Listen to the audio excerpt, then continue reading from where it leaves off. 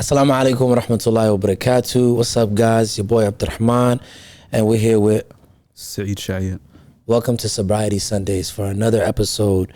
So Saeed, like you're a good friend of mine. I ain't seen you in, I did see you probably a couple of weeks ago, but it was like a week ago. But before that, we didn't see each other for a minute. So he's a great person in the community, a professor, an artist, all the way from Seattle. You've been in Minnesota for how long now? Since 2017. 2017, so you've been here about 6 years. So you tell me about yourself. Tell me a little bit about yourself. Oh, man. I don't know where to start. So, number one, neurodivergent. I'm autistic, have ADHD. I'm a writer, photographer, professor, disability advocate, do a few other things on the side. But yeah, that's about it. I mean, that's the intro. Sounds like a lot. So You do a lot. I try, yeah. So, bro, before anything, just to kind of set the tone, what made you want to come to a podcast like this and get on here?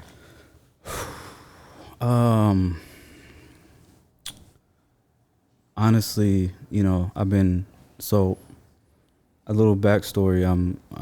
I didn't get my disability diagnoses until like later in life, until I was I think it was about 2.5 years ago now.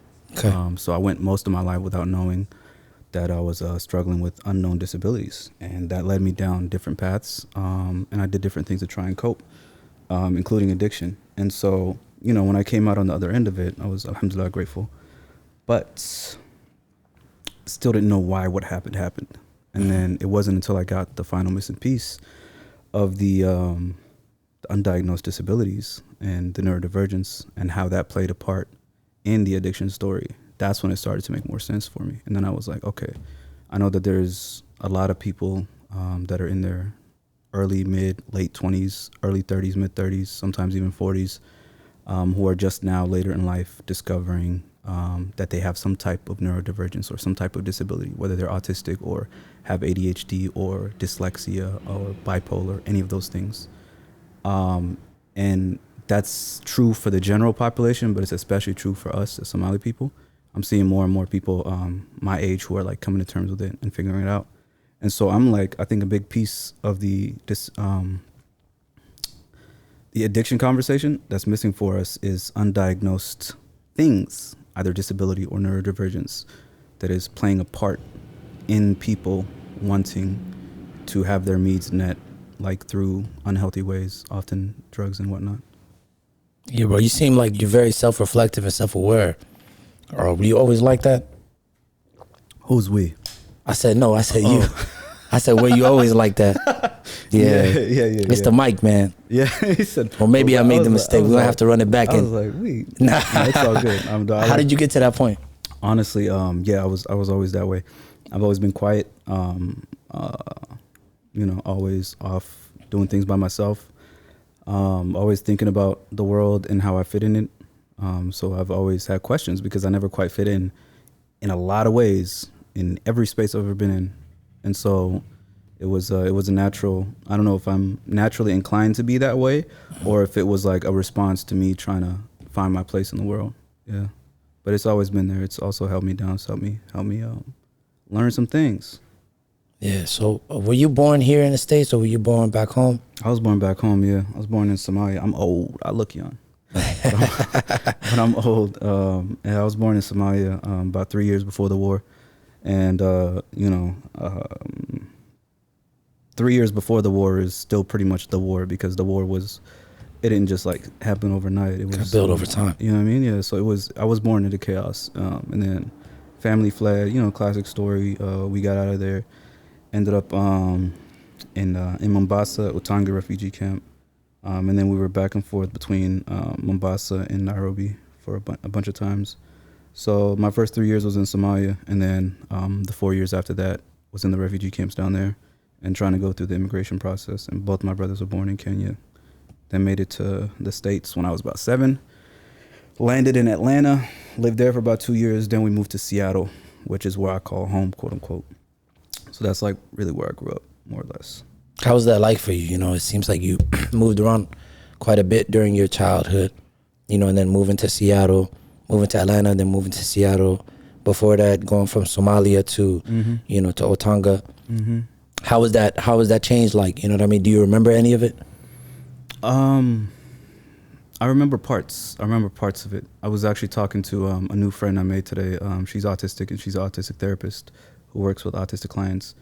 And she asked me a question. She was like, "How is your autobiographical memory? How do you remember like your life story from like a young age?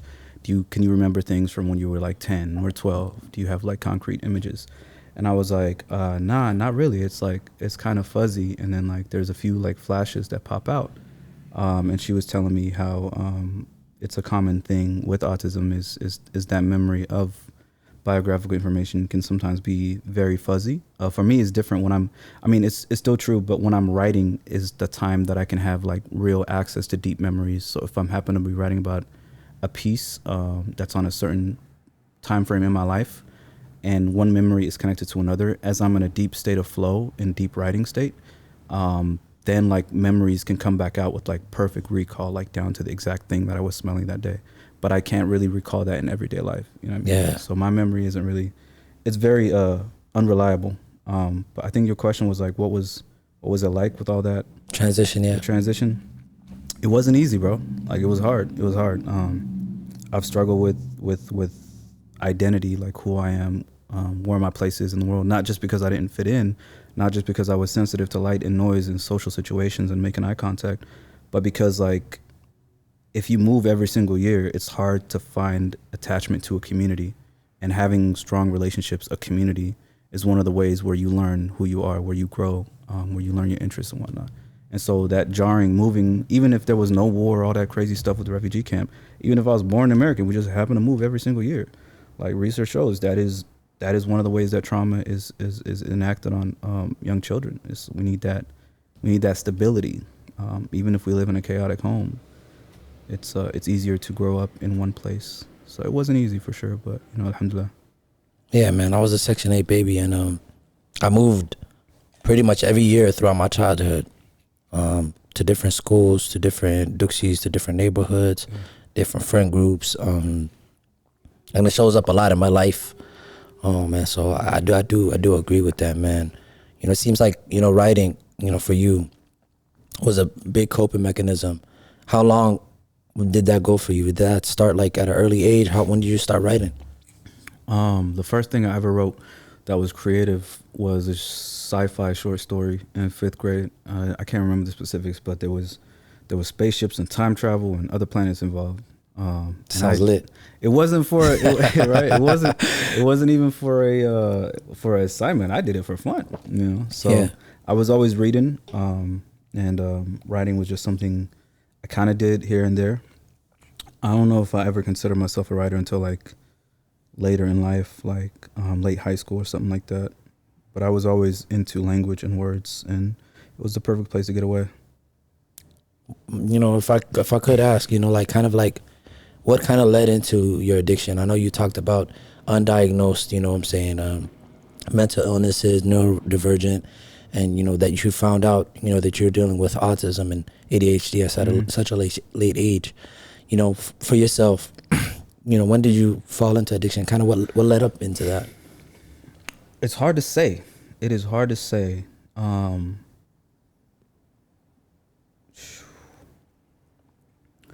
I would say probably towards the end of high school is when I felt like just super down all the time. I'd even say depressed. And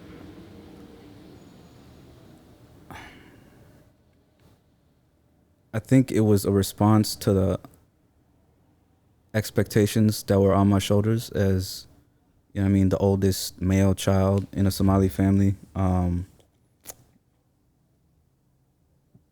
There was pressure on me from day one coming to America to like make it and save the family. And I don't begrudge my parents that like they pushed me for sure. I don't think I would be who I am without their help and without their guidance and encouragement. But it didn't leave a lot of room for me to make mistakes. Exactly. To be just a regular person. It's like, nah, you got to be a Superman. What are you talking about? Like, we need you to become a doctor, lawyer, engineer, all of something. Get that bread. You know, as soon as possible. Yeah. And I was like, but what about what I want? It's like, what? Nigga, fuck what you want, nigga. We got family starving back home. You complaining about what you want? Yeah. So I was like, what's that got to do with me? Yeah. But it was a lot of pressure to succeed, bro, honestly. And it wasn't just coming from them. Like, I also placed pressure on myself. I always had like a super high expectation of myself. But you know, pressure busts pipes, and it broke me down. I think towards the end of high school is when I started messing around with trees, smoking a little bit here and there. And before I even got to that point, I just knew that I was miserable all the time, just down. No energy. Looking back on it now, that was my ADHD not being treated. Like, if I would have had a diagnosis at that time and had medication for it, I think my life would have turned out way different. But you know what I'm saying, what if is a devil's playground, so it don't make no sense to think about it now. Yeah, I got a friend that tells me if was a fifth, we'd all be drunk. Yeah, that was E40. Oh, for real? Yeah. Oh, I didn't even know that. He got it from E40. He probably got it from him, yeah. No, that's literally, that's the chorus of the song. Yeah. If was a fifth, we'd all be drunk. He always tells me that. I didn't know where he came from. I was like, damn, that's cold. I'm from Seattle, so we listen to a lot of Bay Area music. Okay, so, there you go. Yeah, I think it started with the trees in high school, you know, and then I started going to school, college. The pressure increased. My ability to do things decreased. I was like living on campus and whatnot. And, you know, things just kept getting harder and harder. And I remember, I remember it just being a hard time. But eventually, alcohol entered the picture, and then alcohol led to other things, cigarettes, and experimenting with other things too. And it was a time. I was selling weed. It was great. It was a movie. So I thought. Yeah. But it didn't last long. And then eventually I ended up dropping out. But even, I know for a fact, looking back on it, even if there was no drugs involved, I would have ended up dropping out from that situation. Like, yeah, it was a very big strain on you. Yeah, the strain, the lack of help. Like, I was first generation immigrant student at a university, like not knowing what I wanted to study, being pulled between what my parents wanted me to study and not sure what I wanted to do, and then also going into debt the whole time while I'm surrounded by kids with rich parents who are driving around in brand new Infinities, you know what I'm saying? And I'm sitting here worrying about, man, what's the interest rate on this loan gonna look like 5 years from now? So it was a hard time, but yeah. Yep. So after you dropped out, where did that take you? Where did that lead you? More drugs.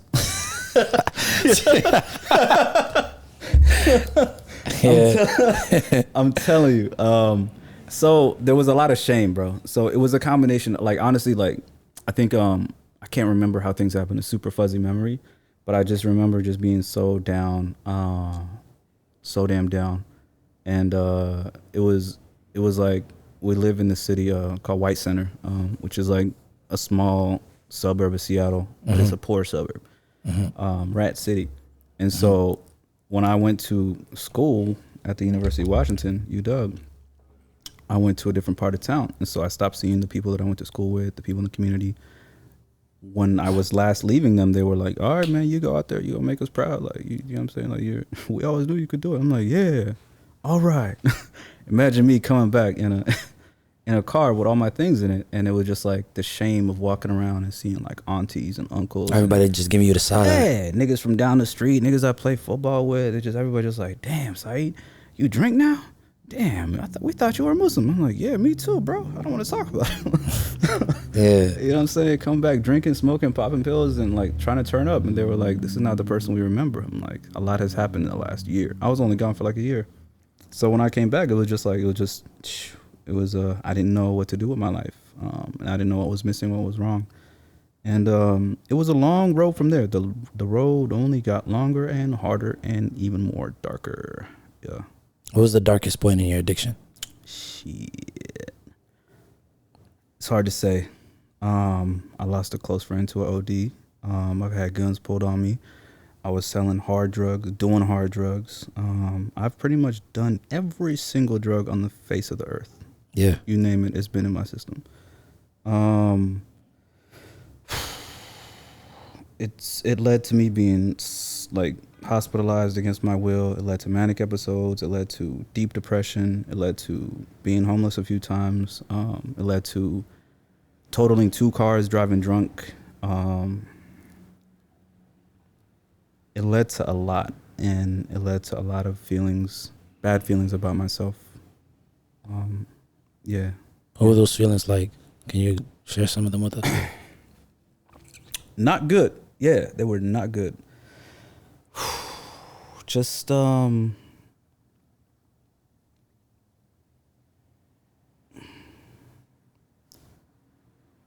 think what I remember most about that period of my life is when I was deepest in the throes of it and being addicted to multiple substances at the time. I think the worst of it was being addicted to alcohol. Like, I was a major alcoholic. And then also I was selling hard drugs. I was selling coke and meth. And I was doing that shit too. And not making any money off of any of this. And just waking up at like 4 or 5 p.m., going out, getting a little bit fresh, going out to the bars, post up, start turning up. Everybody else is happy, having a good time. By 10 p.m., that's like my noon. And, you know, I'm not smiling. I'm not laughing. It's just, this is what I'm doing to maintain. And I wouldn't really turn up until like 2, 3 in the morning, end up at all types of after-hour spots and underground music spaces and places that you could only know about if you were deep in the lifestyle, if you were connected. And again, I wasn't making no money, but I was a familiar face in the scene. And so I would do that and do that and do that until it was time to pass out, probably like 7, 8, 9, 10 a.m. the next day. And I didn't say sleep, I said pass out. And right before I passed out, I always remember the last thing I thought before I go to sleep. I hope I'll wake up tomorrow, number one, and maybe tomorrow's the day that I can stop this shit, because I do not want to be here, like in the middle of that. So it seems like during that whole time period, like you were trying to stop. You wanted to stop, but you couldn't. Could not. So what led you to stop? Africa. To Africa. Yeah. So I had a few. The pattern was like I would try to do things on my own, you know, have my little lifestyle or whatever, and then it would go for a while until the pace was no longer sustainable, until my body couldn't handle the amount of substances that were going into it. And once my body got to a point where it just couldn't handle it no more, it would lead to a breakdown. And the breakdown would look different at different times, but it would usually end up in me being hospitalized, because if you've been binging some hard drugs for the last 6 months, a year, you're going to look crazy. Yeah. Like, whether you are or not is inconsequential. Like, for that time, you're going to need stabilization. And so after that happened, then I would have a long recovery period where, since all my brain's, you know what I'm saying, feel-good chemicals were drained from the last, you know what I'm saying, years or whatever, I would be at a place where I couldn't, like, really fend for myself. And so the family would be there for me. They, you know what I'm saying, they would have a place for me to stay, and they'd help me or whatever. And then I would get better and then run right back out into that, you know, one way or another. I would return to that. Sometimes I would, in between like those crazy long binges, I would sometimes be on meds like antidepressants or whatever. And I had a bunch of different misdiagnoses along the way, you know. So like if you show up to the ER only when you're depressed and only when you're manic off of binging drugs for months and months, they're going to think that the spectrum is sometimes you're depressed and sometimes you're manic. So they're going to label you as bipolar. So they're going to put you on lithium, you know, or other mood stabilizers. None of that worked for me. I was always like, whatever it is that they're trying to do with this, the antidepressants, the mood stabilizers, like, they're just not doing what they're supposed to do. And I don't feel good on them. Like, I felt better not being on anything, even if I wasn't doing drugs. So, you know, after a few times of that happening, I just knew that it just kept getting more, the cycles kept getting more and more violent, more intense, lasted longer. Like the cycles of me, you know what I'm saying, binging, doing stuff, and then crashing, and then needing help from the family, and then being like, all right, I'm open to try medication, getting a wrong diagnosis, the medication not working, me getting off the medication, and then me trying to self-medicate, and then, you know, the cycle starts over.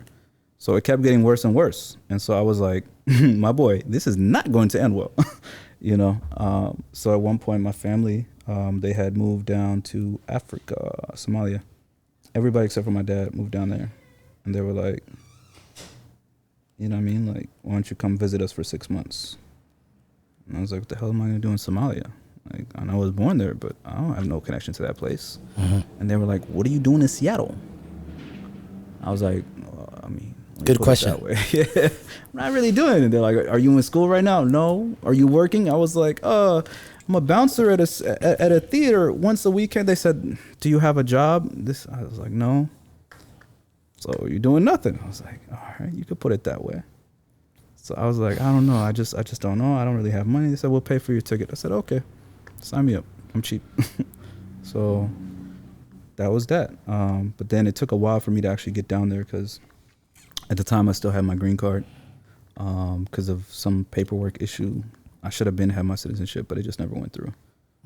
So my dad had to fight like hell for like, I think it was 6 months, almost a year, just to get my paperwork in order so that even if I didn't have proof of citizenship, I at least got a passport so that no matter what happened, I could still come back because green cards expire, and he didn't want me to be in a bad situation stuck down there. And I'm glad he did that because I ended up staying there for way longer than I thought and needed that passport to get back. How long did you stay there? 4 years. 4 years. Yeah. How was that experience like? Crazy. Yeah. It was everything. It was everything. I'm writing about it right now for my next book. It's a crazy experience. Yeah, so when you touched down, man, explain the first day or the first week to me. How was that like? Because you was hooked on a bunch of different drugs. Yeah. I know alcohol withdrawals, crazy, you know? What was I on? At the time, see, I'm grateful because there was a gap. We had to wait for that paperwork to come in for me to be able to leave. So while I was like, at the time, when I got the offer to go down there and then when I could actually go down there was at least like 6 months. So that gave me time from my last major breakdown, you know, and the withdrawals and all that to get out of my system. So all I was really dealing with was cigarettes and weed. I had gone cold turkey on the drink, but by the time I actually got on the plane, I was definitely on a path headed back to that because I had started smoking again, and I was like, once you start smoking, you know what I'm saying? Yeah. Drink is next. Yep. So yeah, unfortunately, I only had the two different kinds of smoke that I had to put up with. I remember being at the airport in Seattle, listening to some random trap, and I was smoking one last blunt right outside the airport, like to the face. Yeah. And then chain smoked like three Newports back to back. Yeah. I was like, I'm about to get on a 16-hour flight. Yeah. But yeah, when I landed, I actually touched down in Kenya first, in Nairobi. I ended up being there for a few weeks before I went to Somalia. And then just my luck, like 3 days after I got to Nairobi, the Westgate Mall attacks happened in Nairobi, where this was, I think, back in like 2012, 2013, where a bunch of young Somali dudes from overseas ran up through the mall and killed a bunch of niggas. And they were like, we are looking for anyone who fits the description. Young Somali niggas from overseas in Nairobi. And I was like, oh shit, I chose a bad time to be here. Yeah. Yeah. So I was definitely scared. Like they were pulling people off of planes. They were putting people in black sites and interrogating them. They were literally pulling off like people off the street, just to get some get back, even though all the niggas who were involved like were killed in the attack. But they were like, yeah, we got to have some justice. So that my family was like, we got to delay your flight down to Somalia. So I stayed there for a few weeks, paranoid as hell, smoking weed. Yeah. Yeah. So where does this turnaround come? In Somalia. Yeah. What happened? A lot happened. I think when I got to Galkayo, where we stayed at, where my family from, I think I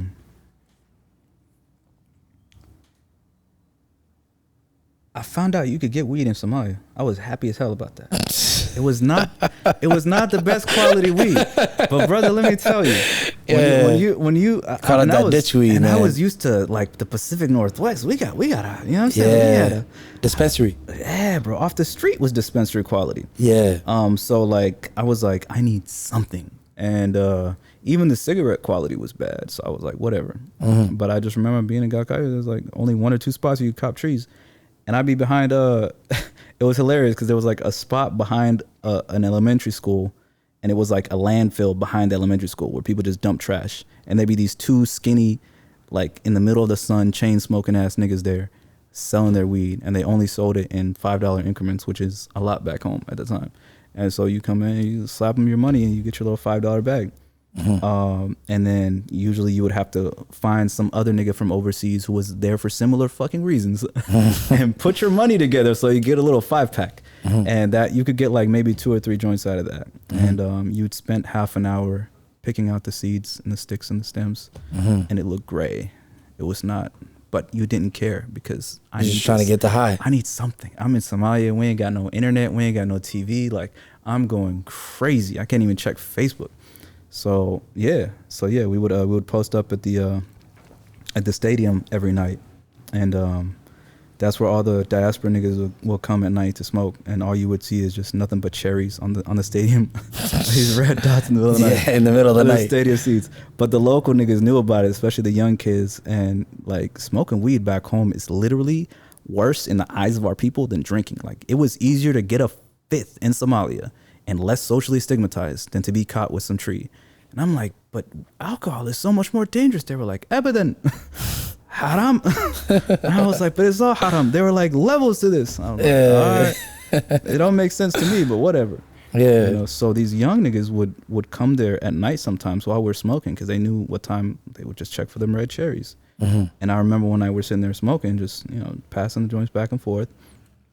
All of a sudden I hear, "Ka, ka, ka." Then I hear some voices. Waka, where are Ryan? And I was like, what the hell is going on? I was like, oh, they're throwing rocks at us. It's pitch black. Ain't no street lights, so we can't see they nothing. just following the red cherries. All you hear is gigantic rocks smashing against the wall behind us. Oh. We start running. I'm like, bro, somebody's about to split my head open. I'm like, I can't keep doing shit like this for weed, bro. It's not even good weed. Wallahi, I was losing my mind. Somebody caught me in my ankle, like right, and we tried to chase him down. Those niggas was fast, bro. We couldn't catch him, and it was dark. I remember this one nigga from Canada, completely unfazed, just sitting there, just. If they hit me, they hit me. Like, I get like I can, bro. It's next level. So things like that kept happening. I kept finding myself in really bad situations because, like, just to get high off of, and this ain't nothing crazy. It's just some tree.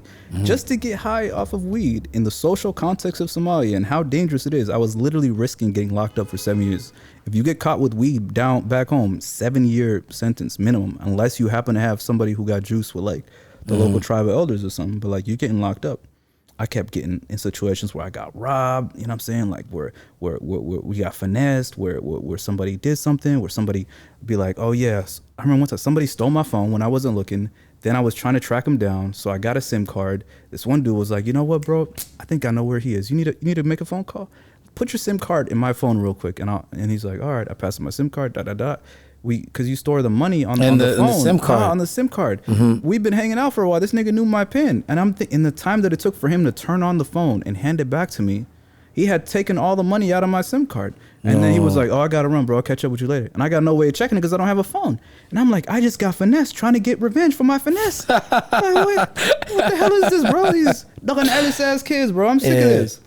So it was just wild stuff like that kept happening. And then I think the absolute rock bottom was that we moved from Galkayo to Bodome.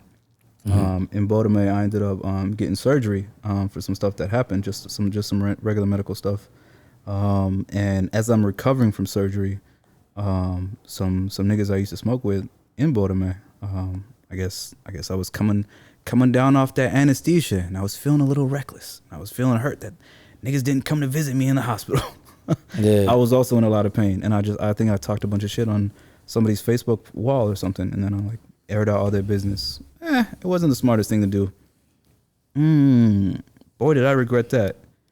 I can barely walk. I'm recovering from surgery. Niggas pull up to the hospital and like beat my ass at the hospital. Like it took me 5 minutes to walk 3 steps. I got my ass beat. And I was like, all right, man, I can't stop associating with niggas like this. First of all, some cowardly shit. If you're going to fight a nigga, at least don't fight a nigga while you're still recovering from surgery. That's not a fair fight. You know what I mean? Was I in the wrong for talking shit? Yeah. Did I deserve to get my ass beat while recovering from surgery? Nah. And I was like, all right, man, that started making me think. And then I was looking back at the timeline. A bunch of other things like that had happened before that. And I was like, every single one of these niggas that some crazy shit has happened with, like the background story that I heard about them after the fact was insane. A lot of these brothers weren't here by choice. Like some of them were escaping murder bids from Canada, from Australia, from New Zealand. Like a lot of crazy shit was in their past life. And so I'm just a regular, you know what I'm saying? I'm a mesquite nigga who just happened to do drugs. It's a far cry from, you know what I'm saying, like niggas who take lives. And so I was like, all right, weed is great, but it is not worth placing myself in these situations consistently, you know? And for me at that point, I was like, I'm done with all the hard drugs, but like I can just keep smoking weed for the rest of my life. But I was like, as long as I'm gonna be here in Somalia, like I can't keep ending up in these situations. And I'm going through so much trouble just for something like the high wasn't even a high. It was like smoking a cigarette, bro. You ain't feel nothing. It was just a little buzz. If that, you know? And I was just like, all right, I need to make like a change in my approach to life. And that was like when I got closer to the Deen. And I had been getting closer before that, you know, like because I had in my Seattle life I had stopped praying for a long time. I got really far, like really far from belief. You know, alhamdulillah, Allah brought me back. But being back home, hearing the adhan 5 times a day, hearing, you know what I'm saying, the Eid prayers, hearing random khutbahs, like or halaqas or tafsir on the loudspeakers as you're walking through the city every day. As my Somali language skills were increasing, I was able to understand more and more of what was being said. And as I was seeing how people were living, like the lifestyle of people who were living back home is very, very close to how the Deen wants us to live.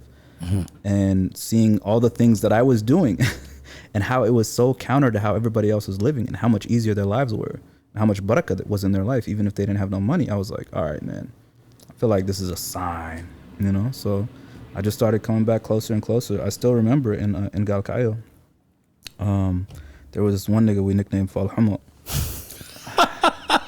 Yeah. The cold part is, I was like, why are y'all calling this grown ass man? Why would you call him ugly? His name is Fal Hamo. They said, yeah. And I said, why? Someone explained to me. I was like, is he ugly? I'm like, is that why y'all said it? They said, no, it's not him, his face that's ugly. It's everything about him, his personality, how he walks. I was like, that's cold. So he nicknamed him Fal Hamo. And then he would get mad. He'd be like, yo, stop calling me Fal Hamo. And they'd be like, stop responding to it when we see you on the show. What up, Fal Hamo? Hey. Like, stop responding. Yo, somebody you messed up. So name a nigga Fal Hamo. Crazy. So I remember we would put our little money together to go get trees. And at the time I hadn't prayed and I can't even remember how long. And I remember one time on our way to go pick up some weed to commit this sin, right? This brother's like, oh, Adanki, come on, bro, we got to stop. And I'm like, the weed man is waiting for us. Like, what are you doing? He's like, no, we still got to pray. Or sometimes we'd be coming back from the weed man and the weed would literally be in our pocket. And he'd be like, we can put it outside somewhere, but we got to pray real quick. And I was like, bro, I just can't do it. And I couldn't tell him a reason. I couldn't be like, oh yeah, this is my reason for not praying.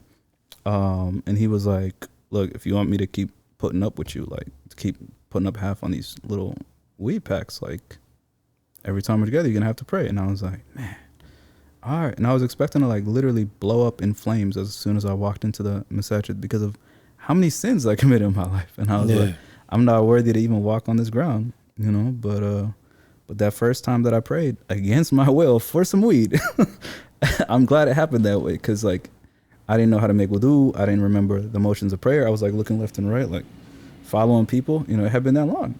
And I just remember my forehead connected with the ground, and the masajid was all tile, and it was dark. There was no lights. Just all you could see was the outside sun, super bright, shining in, and it was this cool white tile floor. As soon as my forehead connected with that ground, I felt a level of peace that I had not felt in years. There was like a buzzing sound that had been in my head that just immediately stopped right then and there. And I was like, oh, something was missing. Huh. So that is how it started. Like that was in my first month back home. And then eventually just staying there longer, learning more and more just through practice, seeing what else was happening, getting closer and closer.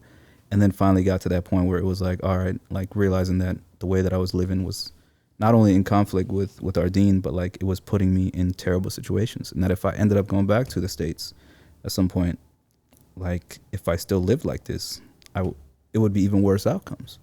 So it was just timing, bro. It was Allah's plan and it was timing. And it was a combination of being immersed in the culture, in the deen, in the way of life back home, and just not having any real like responsibilities or money trouble to worry about. My family held me down. My dad was still in Seattle working 7 days a week as a cab driver, sending money back home to us so we could live together.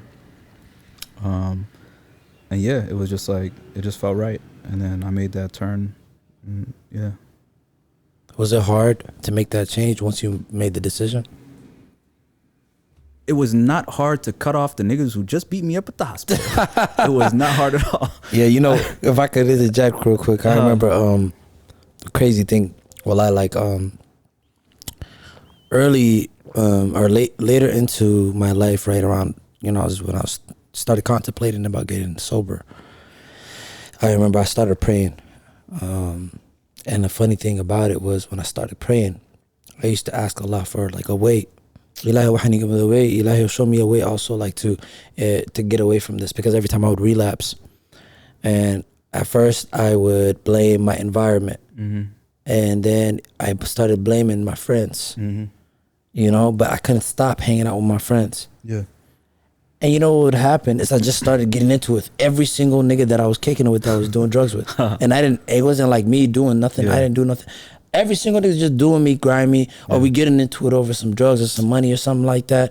You know what I'm saying, bro? Like little petty shit. Yeah. And so it was so random and so unexpected that you can't like deny that this is like an answer to your prayers.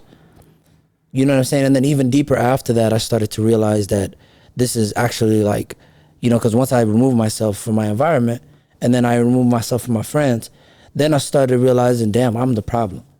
And I had to start to like do that work within myself. But I'm just touching on that because, you know, it's crazy, bro, because you didn't ask for those problems to come to you. Facts. And it's almost as like it's an after effect, especially when you start praying or you start making that, you know, like connection to God where you're like, Allah, like keep me away from this, or, you know, help me with this situation. Or even if you just connect him, you don't even make dua. It's like Allah will remove those obstacles out of your life without even you asking sometimes. Absolutely. And it's not even to say that these friends are obstacles in a bad way, like they're bad people, but it's just more so that it might be bad for you. Bad for you, exactly. And Allah will remove them out of your life without you even asking. Absolutely. Even if it means you get beat up by a group of niggas that you once called friends. Yeah. You know what I'm saying? Or they steal from you or whatever it may be. Right. And sometimes it's even an after effect when it happens. The crazy thing is like, if you realize when you're starting to make that choice to change, like one thing that I realized is anytime I would relapse, bad thing would happen. And I would always like connect it like, damn, this is because I relapsed. This happened because of this. And then, you know, sooner or later you start to like step back away from it. It would get harder and harder to stay on that path, right? Because there's all these consequences. And sometimes in life there aren't consequences, or they're like, you know, especially like when you look at, you know, like we make sins. And of course, everything, right? These are things that are written and we're going to be brought up to us in the day of judgment. And there are consequences, right? But the thing is, sometimes it's hard for us to stop these sins because we don't see those immediate consequences. But then when you look at, you know, these situations where you're asking Allah to change, you know, help you change, he'll start to show you those immediate consequences. And you have no choice but to realize like, damn, this is an after effect of my actions. And then you start to hate the action within itself, and it makes you want to stay away from it even more. That's beautiful if you think about it. And I think about it in that way. If Allah didn't love you, he would leave you to your own devices and just let you go on heedless for the rest of your life. 100%. Facts. So let me ask you, bro, like, because you go from, you know what I'm saying, you know, moving around in your life, in your childhood, dealing with identity crisis, identity issues, falling into addiction, you know what I'm saying, dropping out of school, falling into alcoholism and other, you know what I'm saying, SUD. Then you go to Somalia, start making these changes in life. Bro, I'm sitting in front of a professor now. How the fuck did that happen? I ask myself the same thing every You know what day. I'm saying? So like, can you, you know, because I feel like this is the real, not only nitty gritty, but it's some of the times like, you know, we compare and contrast all the time. It's a human thing, a human nature. And I feel like one of the, you know, saddest, you know, things about not just social media, but even when it comes to, you know, disclosure, you know, and self-disclosure and telling people stories, a lot of times people won't understand what does that journey truly look like. Even though every journey is different, but it's like, that's such a big jump. You know what I'm saying? How did that happen? It did not happen overnight, man. 100%. It was not easy. Every single day I wanted to stop. Every single day. I see some of my students now that are returning students, like adult returning to college, and that is one of the hardest things you can do in life, because once you've been away from education for a while, like, it becomes really challenging because everything changed and all your peers are like a lot younger than you in your classes. It can be hard to find the motivation to keep going. For me, I did not want to come back to America. I did not. My plan was to just live in Africa for the rest of my life, because I was like, if I go back to America, I am relapsing ASAP, and things will fall apart. And so I started. One of the things that made me realize and look, like, I had nothing but time. Africa, man, all you have is time. Like, it's too much time. Like, you think. And so I would meet people that were smart and capable and talented, and went through hell just to get a degree in another country, then come back to Somalia and then couldn't get a job because of there wasn't no jobs, or all the jobs got given to the son or nephew or daughter or niece of some important person. You know, nepotism, baby. That's how things get done in Africa. You know, corruption, greed, and nepotism. I know you, you know me, I'm gonna put you on. And so people who are qualified just were not getting opportunities, and they were just mad, and they're like, I don't care what you went through. I don't care, addiction, all this stuff happened to you in America, Sahib. You can still go back there and you can do things right now that we will never have a chance to do, no matter how hard we work, because that's just the way things shook out. And I was like, damn, they have a good point, you know. And I just started thinking about it, and I was like, I was trying to make a way in Africa, but it was not happening. I tried to use that nepotism. I was like, uncle, put me out with a job. It's like, I know you're my nephew, and this is the only way people get jobs, but I don't want it to look bad. I'm like, literally everybody else has a job that way. What do you mean? What are you talking? If you don't want to give me a job, just say that. Yeah. But like, I just started doing different things. You know, I ended up working in Hamar for like over a year, inside a Hara the Halanet, which is like this protected military camp around the airport.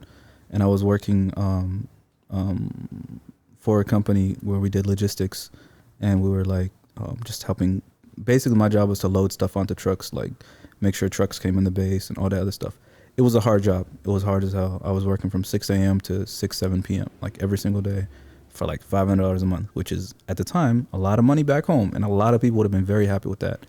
But I was just like, I'm risking my life for $500 a month because I live in this protected military base that gets attacked constantly because I'm working with the white people. And I was like, I don't like this. So I ended up in Nairobi. Long story how I ended up there. But then I had another uncle over there. I was like, yo, uncle, put me on. He was like, I would love to. Yeah. Different uncle, different side of the family, same story. Shit. Man, I would love to. I don't want it to look bad. Some of the other employees, I'm like, my nigga, who are we fooling here? If you don't like me, just say that. After 6 months of begging for a job, finally got a job. But first they made me jump through hoops to go get accounting training. I'm taking a motorcycle taxi downtown every single morning at 7 a.m. to learn accounting basics from a sweaty Kenyan nigga.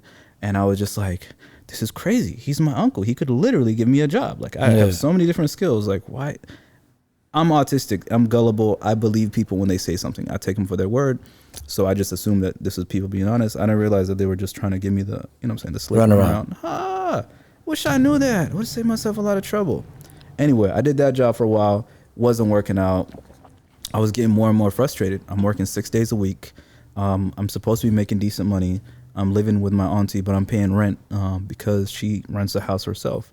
And something happens, like my mattress falls apart. It has a hole in it because mattresses are not made very well. You know what I'm saying? The types that I had or whatever. And I'm working 6 days a week, bro, grinding 12 hours a day, barely making any money. And I still have to call up some family overseas to ask them for money to help me buy a new mattress that I can sleep on. And I was like, brother, I've been sober for like 4 years now. At the time, I was like, 25, 26? I said, man, forget getting married. I just need money for myself. Like, at this point, I need to be self-sufficient. This ain't it. And so I started thinking about coming back. But before, I was like, I need a plan. So I enrolled in school online. A friend of mine got me in. My financial aid situation was super funny because of defaulted student loans. But she had a little program that she worked at, and she got me in the back door. And I enrolled at a school, but I enrolled online, and the school was in New York. And then they sent me my books via DHL my first semester, and I was studying, working 6 days a week, studying online. But then some stuff happened, you know what I'm saying? Trump took power, and then the program my friend worked at got kind of funny. And so it was like, you're going to have to pay for a lot of these fees yourself. And I knew I couldn't do it. So my only option became just stay in Africa for the rest of my life and not really progress, or risk all the things I feared and come back to the States and start working as anything, and continue going to school. And that's what I did. Came back, didn't go back to Seattle because fuck Seattle. No disrespect to my people in Seattle. Too many demons, you know? Yeah. Like, and you can't change the environment, change the people, and change the city. Like, Yeah. it was too hard to go back. While I was still down in Africa, my family had moved to Minnesota. And so I came up here, started working. While I was down there, again, too much time while I was still in Africa. My dad sent me a Somali English medical dictionary, and I started learning that and memorizing it. And my goal was to, when I go back, even if I don't have a degree, I want to be able to make decent money. I said, I want to become a medical interpreter. So I came back, immediately started going down the process to get certified as a medical interpreter. Did that, got certified as a legal interpreter, did that, was working security on the side, still studying online. Weird living situations, bro. Like a nigga that's been gone from the country for 4 years with no money. The country has changed. You have changed. Like, there's a lot of pressure, a lot of culture shock. I think it was more culture shock coming back than it was going down to Africa. And niggas thought that I was like fresh off the boat. They were like, are you sure you used to live in America? And I was like, nah, like I'm walking around like an OG, like shocked at how big people were, how wide the streets were. I was like, have y'all seen how green the grass is here? I get like I can it, bro. What kind of gacho a lot did you come from? I'm like, it's not like this back home. So honestly, bro, that was, I mean, second to getting sober, that was one of the hardest things I ever did in my life. Because again, at the time, undiagnosed ADHD, untreated ADHD. ADHD has been one of the biggest issues in my life that I was not aware of. If I had known about it earlier, again, we don't know, but I think my life would have been different. And I don't think I would have ended up abusing stimulants, because I would have been prescribed actual stimulants by a doctor for a diagnosed condition, which is where I'm at right now. That's the only reason I'm able to have this almost hour-long conversation with you right now, is because of the medication that I'm on. I started taking about 6 months ago. Completely changed my life. Didn't have that back then though. When I first came back, all I had was grit and determination, and 10 years of regret of being a college dropout and addict and the shame of the family and all this stuff. And so it wasn't easy, bro, but I kept grinding, was hungry, was broke all the time, was trying to talk to girls, like it wasn't working. They said, what, you're a student? Oh, and an interpreter? Oh, okay. Oh, you don't have any money though. You want to get married? How are you going to raise a family? How are you going to support a family? It sounds like you're having trouble supporting yourself right now. And I was like, you got a good point. I'm doing what I can. So I just kept my head down. I kept going. And it was not easy. Faith held me down. I was scared. I was alone. Like, my family supported me any way they could, but like nobody understood what I was going through. Nobody. Like, the fact that I had to go to school online because I knew that if I went to school in person, I would probably drop out like I did the first time. I didn't know it at the time, but autistic, sensitive to light, sensitive to noise, social situations, school, public settings, even in-person office work. Can't do it to this day. I don't care how much ADHD medication I'm on. I'm still autistic, and those environments are not good for me. And so, you know, I did what I had to do, and I'm grinding. And I liked interpreter work because it was like contract work. You didn't have to be any one place. You only came in, you did your job, you left, you went to another appointment. And I did it online because I could do the work on my own time whenever I had energy. I had people in my family, extended relatives, telling me, nah, you shouldn't be studying online. It's a waste of time. You're not going to learn anything that way. And I was like, I'm doing what's best for me. I don't know if you understand what that means, but I'm doing what's best for me. And I just kept at it, bro. But every single day, it felt like I was walking barefoot in 10 feet of snow, and everybody else was just like, that's life, brother. Just keep working hard. Keep praying and you'll get there. And I'm like, you don't understand like how much I'm falling apart every single day, how hard this is for me, how my entire weekends are spent just in bed recovering from how hard I worked in the week. Once again, ADHD, medication, energy, I probably wouldn't have had that issue. It still would have been hard, but I know that I worked infinitely harder than I should have. Yeah. Do you feel like you overcompensate? Absolutely. Yeah. People, when I tell people how much I did in the last 5-6 years of my life, they're like, wow, that's amazing. And I'm like, I've slowed down a lot, but if I could go back in time, I would have taken my time, because I was like You know? Yeah. Remember that thing I told you about every single night before I passed out? I would think, man, I hope I can stop doing this shit one day soon. But I would also think, man, one of these days I'm gonna get sober and I'm gonna get back to school. I'm gonna make my family proud. So it was those thoughts, but at the flip side of it, me being on the sober end of it, it's like, I know all those nights I passed out, wishing I could change things and didn't have the power to. Like, I know all those years that I quote unquote wasted. I need to make up for it. I have to catch up. I'm 25, 26, 27. I don't have any money. I don't have a degree.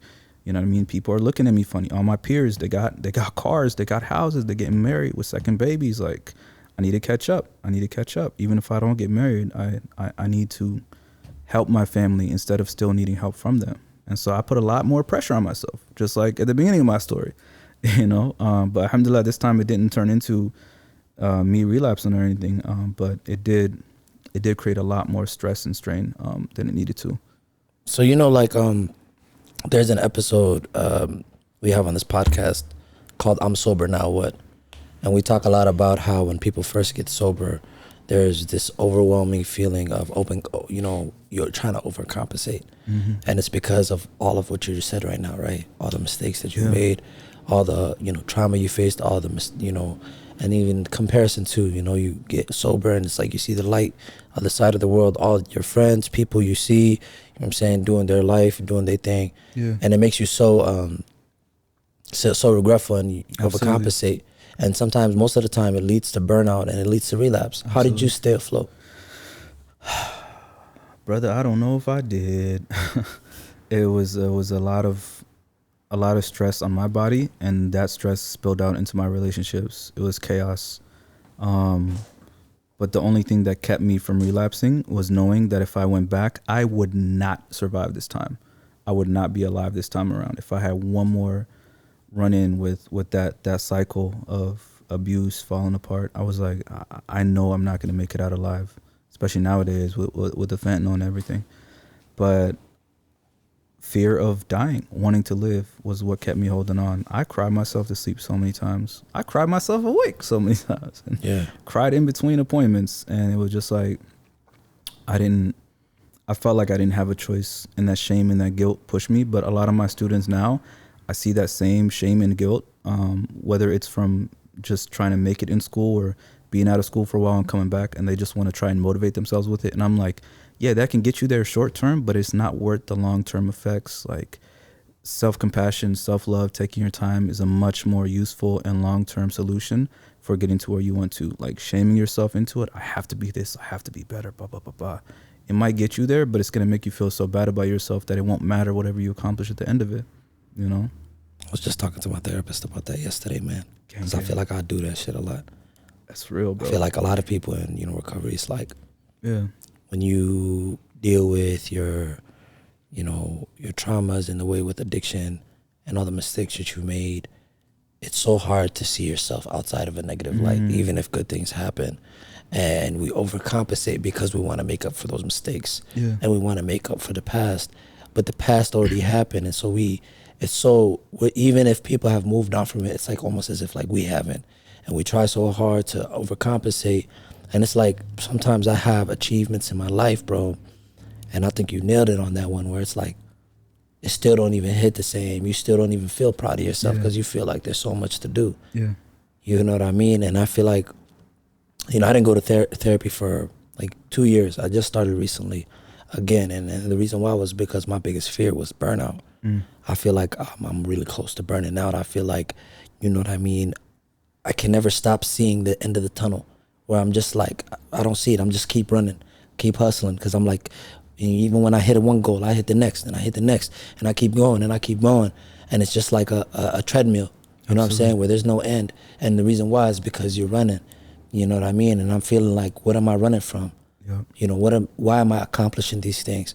And I'm really trying to start like having these moments where I can ask myself these questions, so that I can look internally and like, try to reset my intentions every now and then, and understand that whatever happened in my past, it's over, bro. It happened. But in order to really build on my future, I really got to let go. And I feel like that's one of the hardest things. It's hard to forgive yourself, bro. It's very hard to forgive yourself. Yeah. I still struggle with to this day. I remember at one point, I think it was my first Tarawih, my first Ramadan in Somalia, in Bodom in Somaliland. And I met my mom outside of the masajid after we got done praying, because we walked there together. And she saw me, I was still crying. I still had, like, you know what I'm saying, the dew fall on my nose. And she was like, mashallah, mashallah, mashallah. And then she was like, by the way, like, what are you crying about?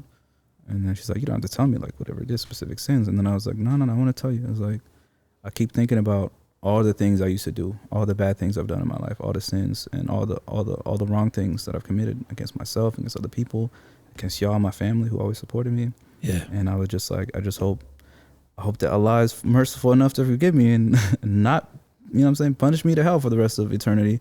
Yeah. And then she was like, do you know how Tawbah works? And I didn't at the time. And I was like, no. I asked for his mercy and forgiveness and hope that it works.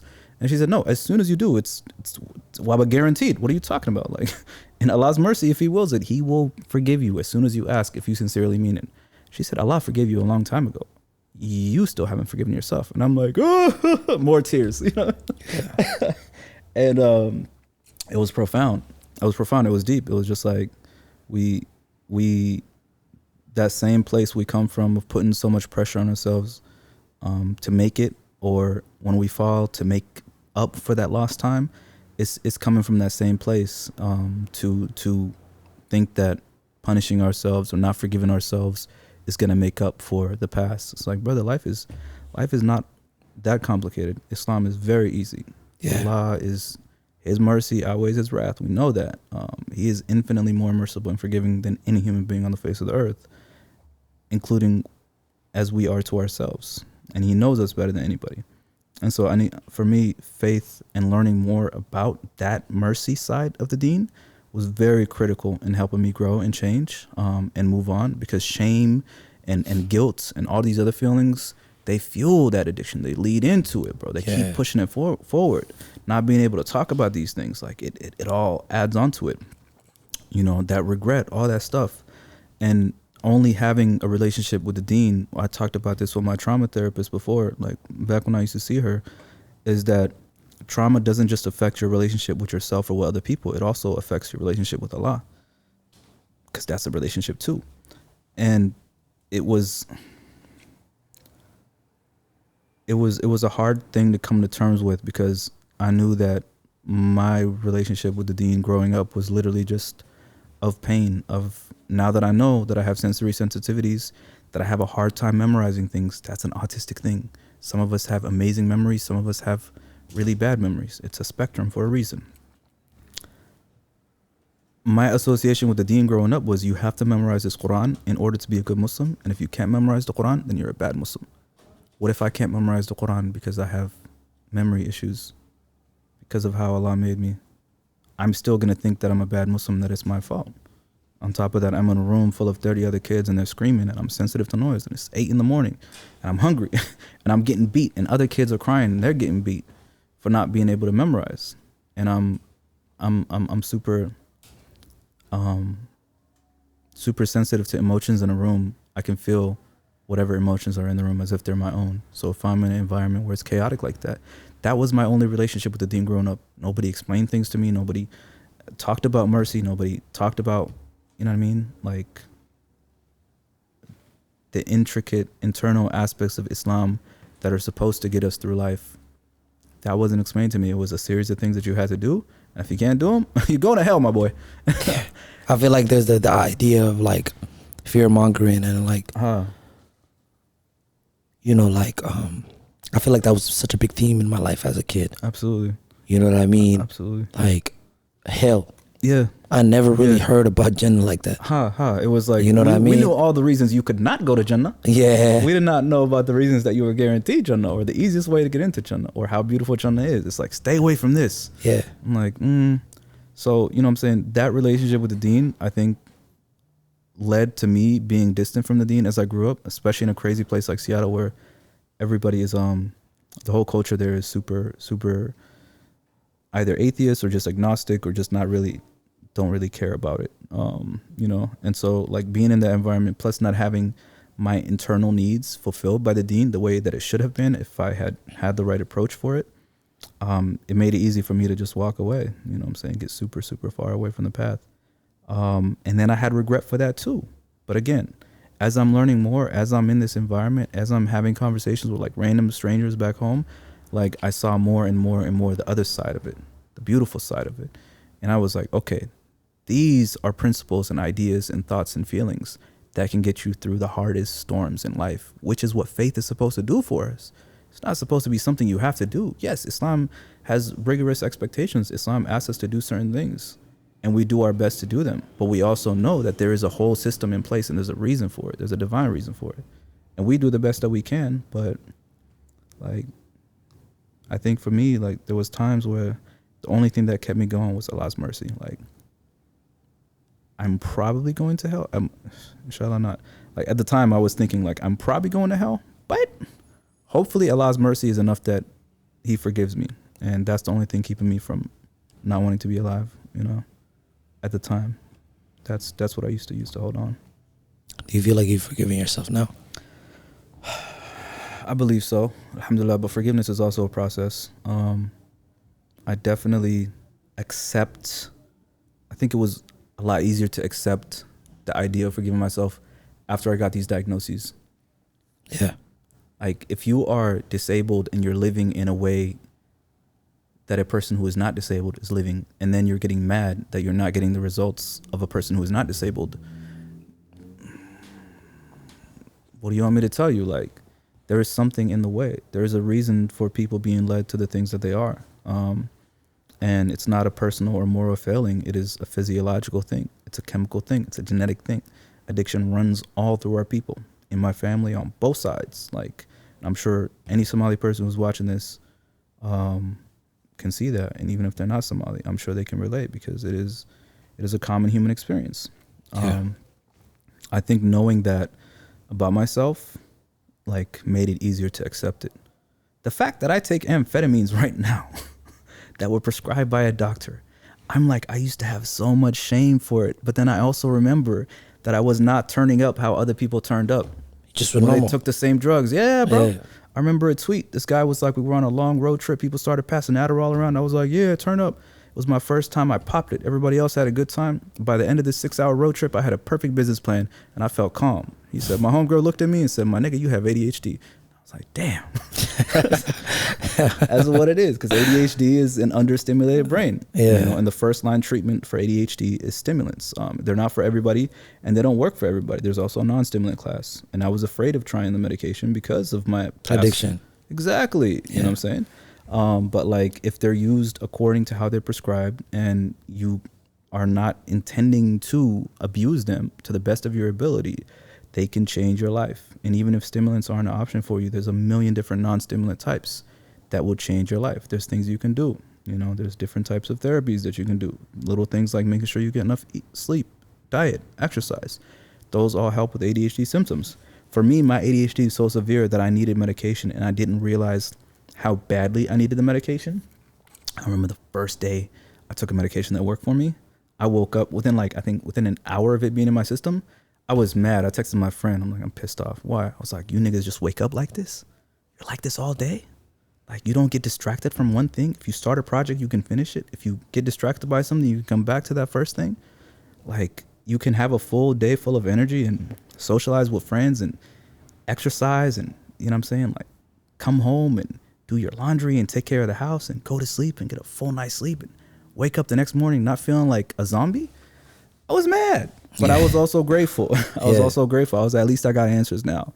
You know what I mean? And I'm still trying to like find where the autism stops and the ADHD starts, where the line is between both of those things in my body, because they both have different impacts on my body. And I also am very, very well aware of the extreme trauma that I have faced. Like, I was literally born into a war, and it's not enough that I was born into a war. I'm also extremely sensitive. I have a low pain threshold. I'm very emotionally sensitive. I was crying my whole life, not just as a child.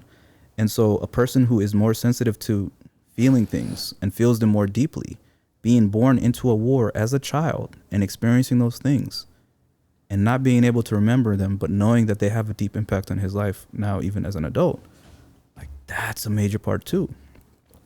So it's all a lot to navigate, but that's why I write. That's why I write.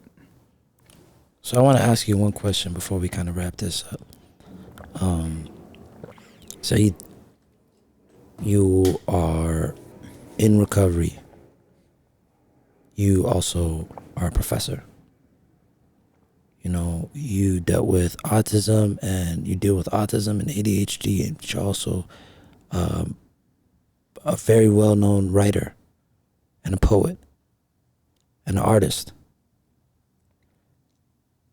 Juggling these things, I can only imagine, right? For somebody that's in your shoes, especially for people that are undiagnosed. I feel like that's one thing that I feel like we don't talk about a lot. Oh yeah. You know what I mean? And we had a good conversation about that the last time we were over here. Yeah. But you know, how does somebody go about something like that? How do you know, something's up with you, or if somebody's in your shoes struggling with it, they were struggling with addiction or is in recovery. I feel like a lot of people, I've had friends that have just recently found out they're diagnosed with BPD or schizophrenia or something along those lines, some type of mental health, and diagnosis, and it's so hard to grasp it and accept it. Yeah. What is your advice to people like that in those shoes? Man, first things first, I would say do not look at accomplishments. Like I look at the things that I have now, I'm very grateful and I work hard for them. But I don't think they define me. I don't think they make me any different than who I was. And I know that the people who congratulate me today were also the same people who were telling me I was worthless at my lowest points. Yeah. So I try not to take too much stock in the things that we have done as far as relating to our worth. That's the first thing. The second thing,